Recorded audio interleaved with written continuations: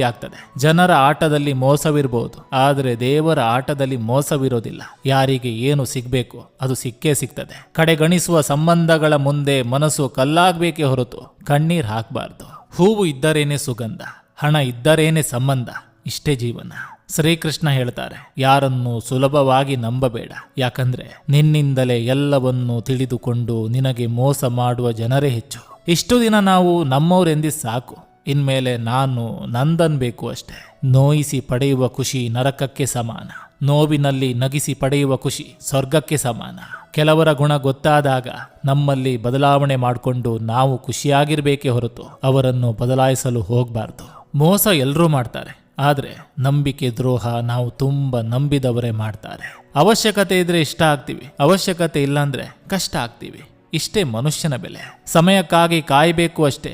ಮಳೆಯಿಂದ ಕೊಚ್ಚಿ ಹೋದ ಇರುವೆಗಳನ್ನು ಮೀನು ತಿನ್ನುತ್ತೆ,